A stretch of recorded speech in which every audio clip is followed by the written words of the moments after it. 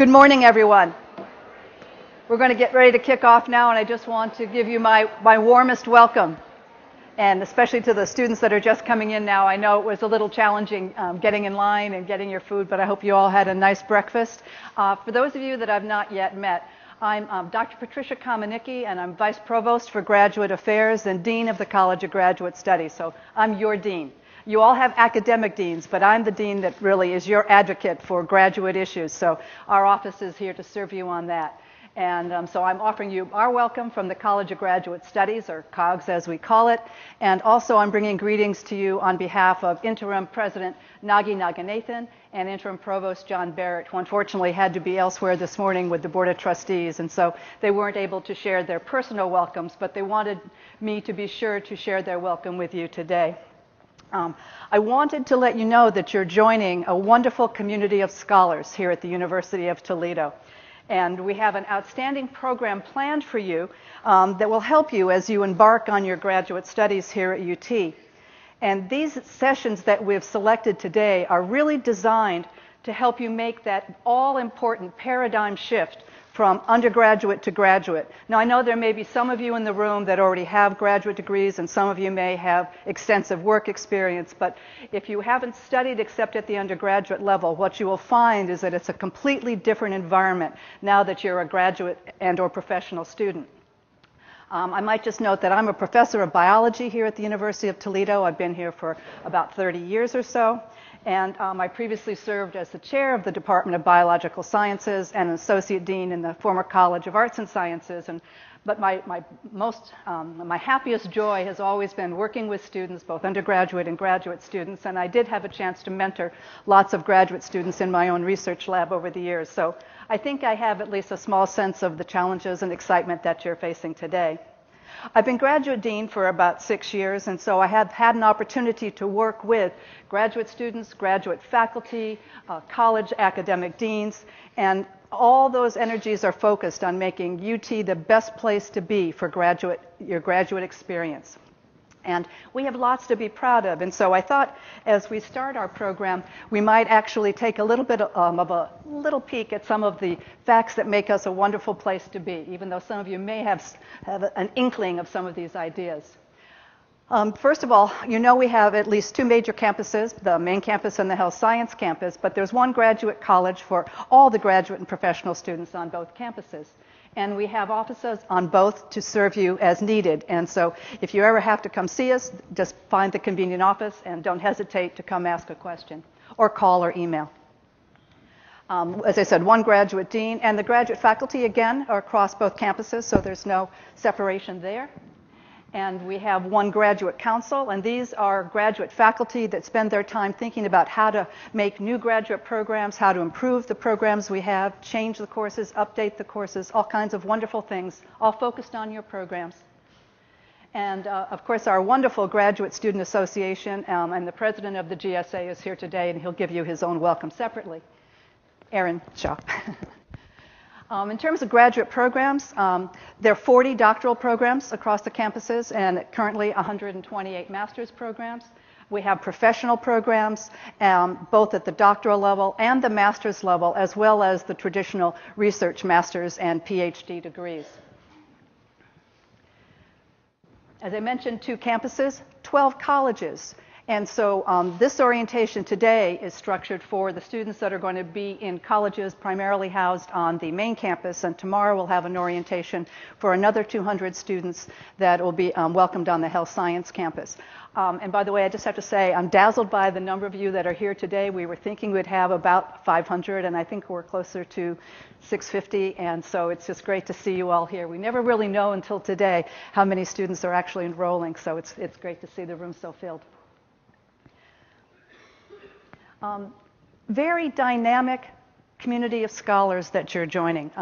And what you'll see is that every year we give out lots of degrees, and for those of you that are in master's programs, you can see that they're typically the highest number, and the research doctorates are usually around 100 students per year.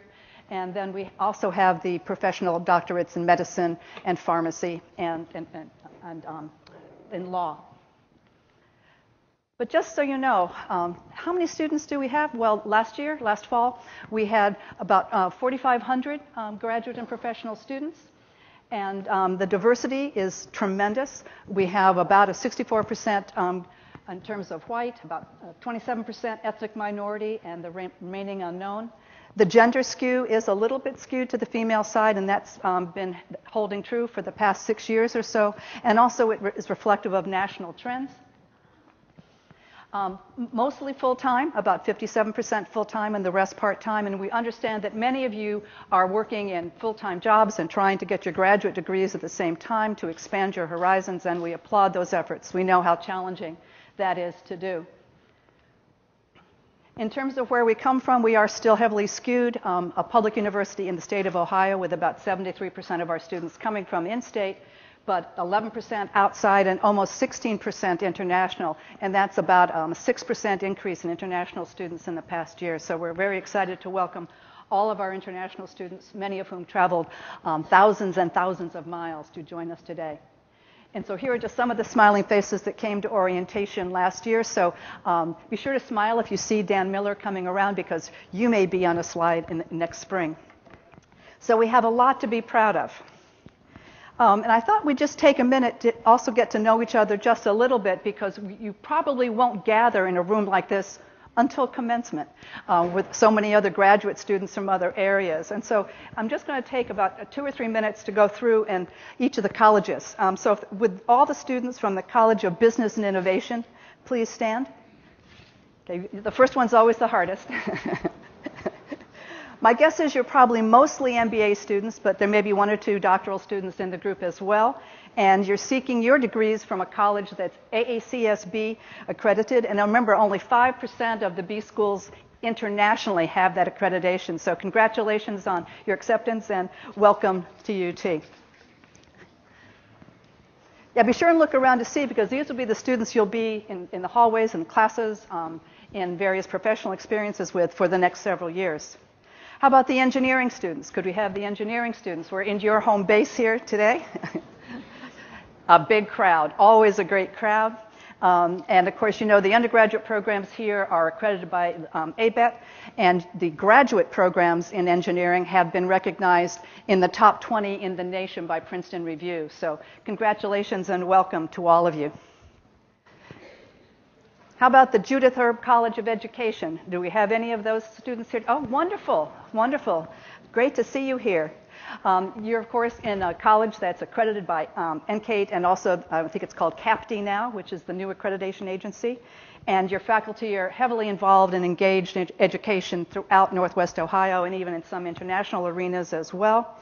And are the Woodrow Wilson Fellows here today? Maybe just a little show of hands. Congratulations and welcome to all of you that are going into the LAMP program to be future science and math teachers on full fellowships from the Woodrow Wilson Foundation. Thank you all and welcome to you. Students in the College of Health Sciences. We may have a few of them here today. Many are on the health science campus. Oh, we have quite a few here today. I think you beat engineering. The programs in this college, as the name implies, are mostly involved with graduate healthcare areas. So they include occupational therapy and physical therapy, speech-language pathology, all accredited programs, as well as school health, health education, recreation and leisure studies, and exercise science. And I think maybe there are about, where the speech-language pathology students? Oh, big crowd. I heard it was the largest group ever, maybe around 40. Fantastic. Another accredited program. So welcome to all of you. And if I'm not calling your program out, your program's wonderful too. I just, trying to get to the next speaker.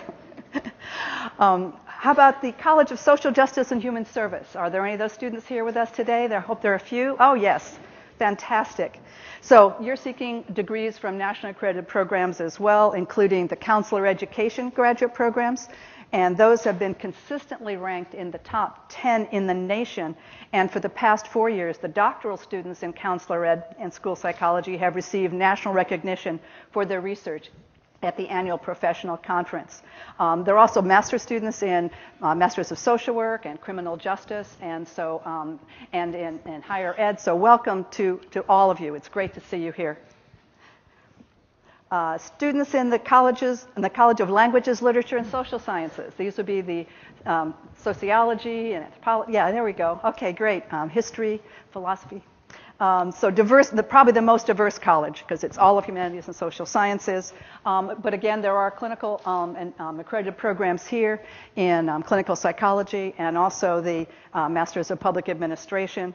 And I might say that every year the doctoral students in the clinical psychology program and experimental psychology program get outstanding recognitions nationally and often have internships across the nation. So welcome to all of you in all of your disciplines. Last year the English students went to Steinbeck International Conference in California. So we keep track of all your points of pride, so don't forget to send us to us so I can share them with the next group next year. So welcome. Students from my home college, College of Natural Sciences and Mathematics, if you're not in the lab and you're here today, or at the telescope. So you're joining a college that's heavily skewed into what we call venture field research and biosciences, environmental sciences, chemistry, math, physics, and astronomy. And you're known for the fact that you have you're working with lots of investigators that have federal and private funding and have many opportunities to go to national and international meetings. I know a group of biosciences doctoral students, 8 of them were presenting papers and posters at a meeting this past summer, and one of them got a $1,000 award for the best poster at the national meeting. So we love to hear about those accomplishments, and I hope you all have an amazing experience. Lastly, do we happen to have any of the Masters of Music Performance students with us? We only have a couple of students in that program. No. Okay. Oh, yes, great. Welcome. You get to represent the whole College of Communication and the Arts. All right. On your shoulders. And you'll be taking classes with students in the Masters of Art Education and Music Education as well. So welcome and enjoy your program. So aside from the human interest side of that, I hope you noticed as you were looking around the room today that we have a wonderful diversity in our graduate population. Men and women, domestic students, international students. Most of you may be full-time, almost 60% are full-time, but many of you are dealing with the challenges of working and gaining your graduate degrees. We also have online, full-time programs that are degree programs that are online. We have 10 of those. I don't suppose anybody in the online programs happen to be here today. Any chance? Oh, yes. All right. Which one? Great. Good luck with that. Good luck. Yes, so we do. And thank you for coming today, because many of them can't come because of their online. They're far away. So anyway, thank you all for coming today, and I just want to emphasize that I firmly believe that the diversity of our community of learners here at the University of Toledo is one of our greatest strengths. And you all have a common goal, striving to learn more about your specialty area and become an accomplished professional, ready to make contributions. As a graduate student, you're going to have many demands on your time, formal coursework and teaching demands, and learning how to balance your professional and personal lives. And we'll try to give you just a few little comments here, and then I'll rush off the stage. Just to show you that you can always come to the College of Graduate Studies websites. We have all the information that you need to know how to navigate the process that you're exploring now. I'm not going to walk you through a website. Take time to learn your strengths and weaknesses right at the outset of your graduate career. So know yourself best. Know how do you operate, how you study, how you can manage your time, how you can stay organized and stay on track for your degree program. Getting a good start is incredibly important, and so I encourage you to take time to do that. Setting these SMART goals, you probably heard the phrase before, so these are specific, measurable, attainable, realistic, and timely.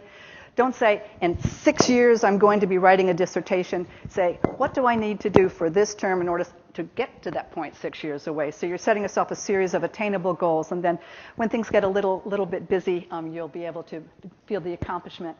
Time management, hugely important. You're taking time to become an expert in your disciplinary area, and so talk to lots of people, get involved, but be careful about spreading yourself a little bit too thin, particularly in your first year.